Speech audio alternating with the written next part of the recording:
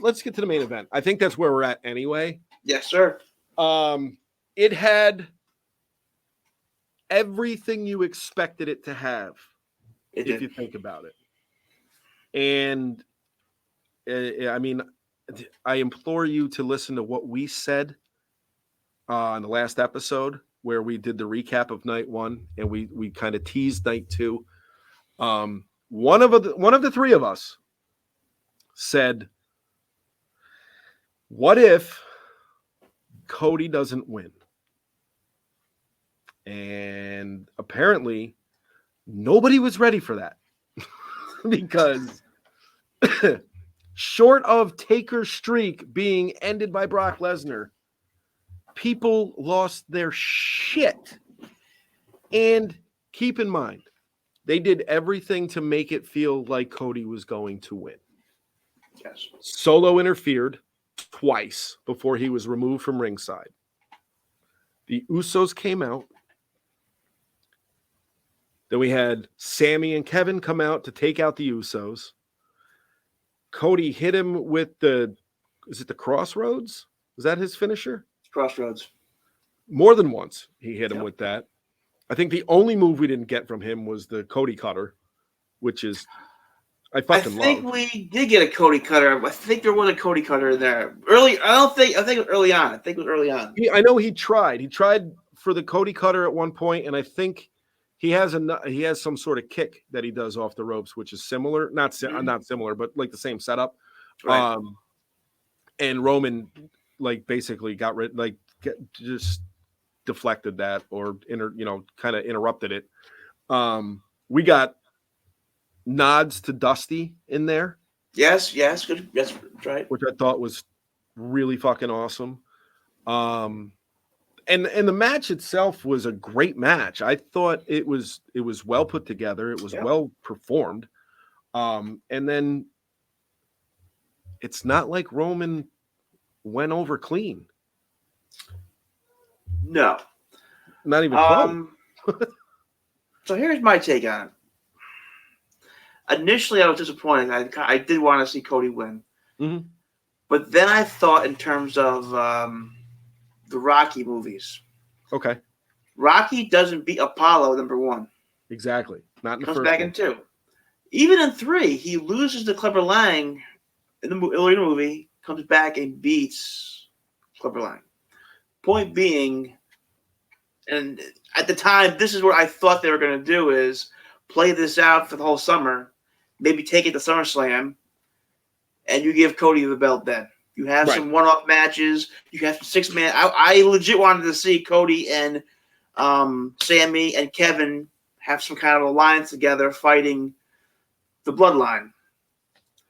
I wanted to see that come. We may still get that. But now let's fast forward to the next night. Okay, so but overall, let's just wrap Mania. I too wanted to see Cody win it.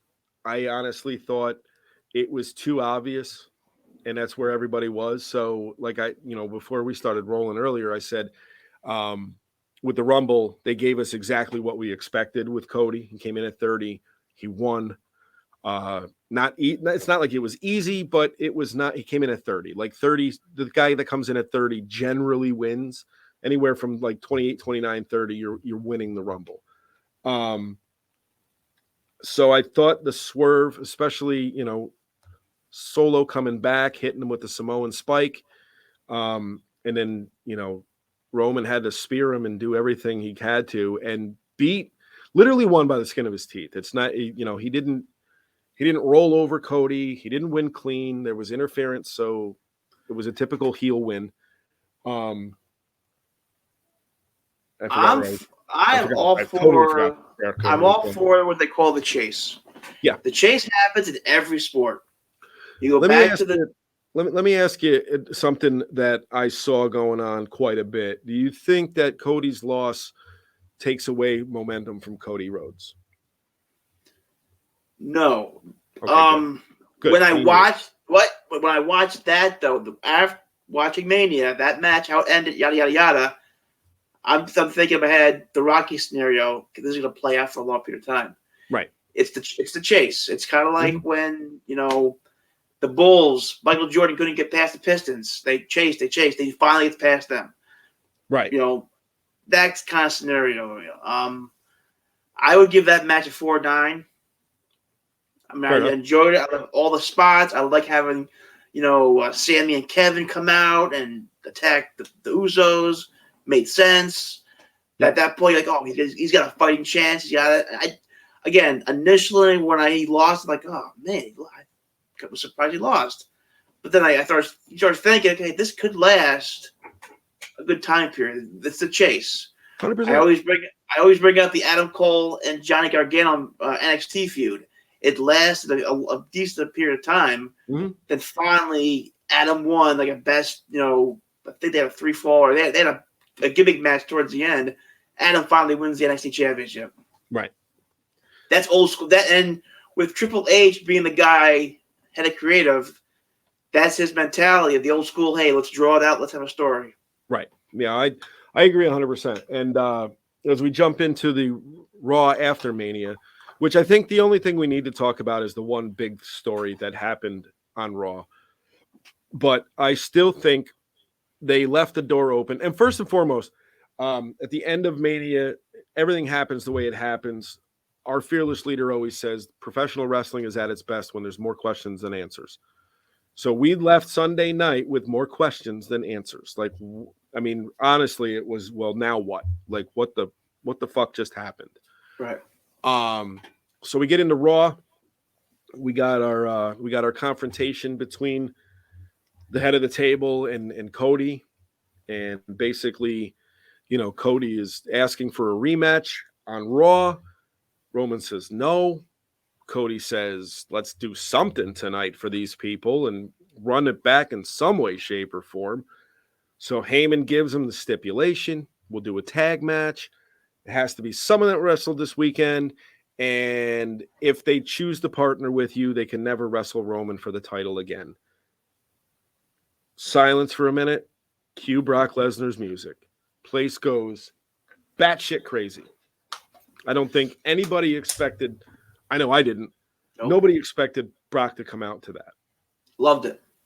Well done. Well explained that Brock cannot have a match with Roman again because of what happened the last time they fought. So it made perfect sense. The guy's got nothing to lose. They do the little vignette with Solo and that guy there, Roman. Jesus, how did I forget his name? Good old Roman. Joe. And the wise man. Yes, my tribal chief. Yes, my tribal chief. God, Heyman is fucking good. Anyway, Paul, come on the show, please. The whole, did you know he was here? Did you know? And even Heyman was like, he hasn't been at Raw After Mania in like 23 years. Which I think is true. Oh yeah, 100%. If anyone knows, it's Paul. Yeah. I mean, he was his advocate for quite some time. So we get to the match introductions, which I also thought was a little bit weird because we don't normally get like those drawn out introductions for a tag team match. Right. But they were really, and I mean, I don't want to like pat myself on the back, and I can't do it. Go ahead. But I would be wrong in saying I'm like, I don't trust Brock Lesnar. And Brock's been a face for quite some time now. Was I surprised they did that to Cody? Yeah, a little bit. Was I surprised that they did that to Cody? Not really. It seemed to make sense. Not surprising actions by Brock Lesnar. Lesnar proceeds to beat the fuck out of Cody Rhodes. I wish I could say it a different way, but that's really just beat the shit out of him. So, where does Cody go from here? To your previous question, does Cody lose some of that luster getting the little shit beat out of him? I don't think so. And I'll take it. Something I said to you before we were, when we were texting Bobby to make sure that he wasn't being raped in a ditch by a meth head. But it's just a shout out to The Hangover. But if he's been murdered by crystal meth tweakers, then we're shit out of luck. Anyway, sorry. I saw a tweet that said, if you think that Cody losing on Sunday takes away from or makes you jump ship from Cody Rhodes or not believe in Cody Rhodes anymore, that's exactly why he needed to lose at WrestleMania. Because the build is still coming and the build up is still of Cody Rhodes is still coming. I think we get Cody and Brock. And to be honest with you, I think Roman's going away for a little bit. I don't know 100% on that one, but I think that's why they're kind of taking the spotlight and putting it on Cody and Brock as opposed to Cody and Roman, because if we're losing Roman for a little while, got to have him doing something. And Cody and Solo is not what I want. I you give me that once, I'm good. Like there's nothing there. So again, I'll go back to what I said earlier. I still think they left the door open for Cody, Sammy, and Kevin to join forces because they talked a lot about who can Cody trust? Where does Cody go? Like as soon as Brock turned on him and it was like, who can he trust in this locker room? And like kind of left him as no friends. I still think that Kevin and Sammy and Cody will team up in some way, shape, or form.